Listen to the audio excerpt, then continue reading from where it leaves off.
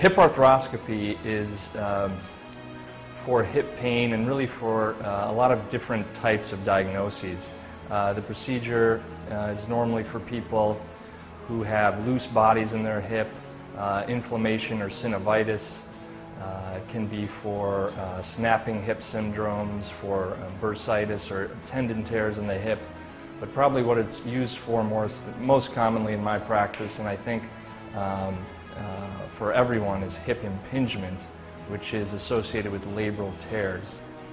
I would encourage patients, particularly younger patients under the age of 45, 50, if they've had ongoing deep groin pain for some time, they really should be evaluated with at least a physical exam and x-rays to determine if they are candidates for an arthroscopic hip procedure.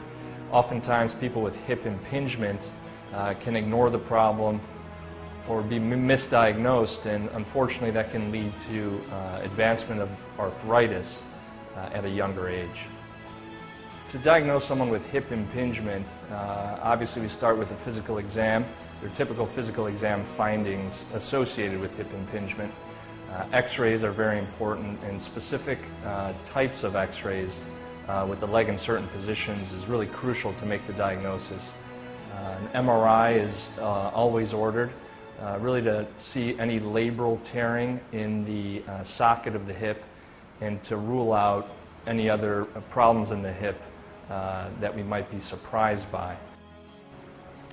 So normally I try to talk to all my patients with labral tears, hip impingement, or other associated hip problems about really exhausting a non-operative course of treatment before considering surgical intervention. Once that's failed, we start talking in more detail about what an arthroscopic procedure in the hip would entail. The arthroscopic procedure involves normally two small 1 centimeter arthroscopic or minimally invasive incisions. Small cameras used to enter the hip joint. At that point, we're able to perform a full diagnostic evaluation of all the structures in the hip. We can assess dynamically at that point by moving the leg around how much pinching there is in the hip against the labrum, evaluate any labral tears, any snapping of any other tendinous structures in the hip, and then go about reshaping the hip by actually taking off small portions of the bone and making that ball spherical again, repairing the labral tissue, and restoring the joint to allow it to have normal anatomic mechanics and hopefully prevent or slow that progression of arthritis in the hip. Some of the advantages of hip arthroscopy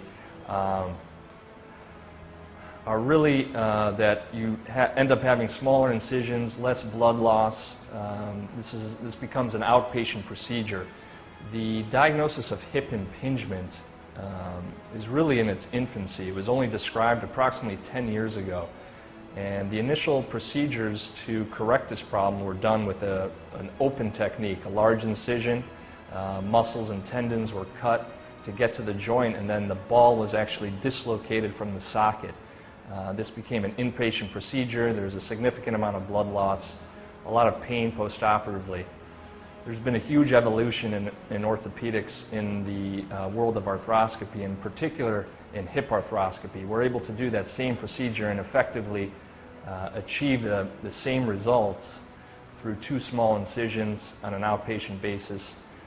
It makes the recovery process a lot easier. People are able to return to their normal function and eventually their normal sporting activities or work in a much quicker time, and it makes for a very rewarding experience for both the patient and myself.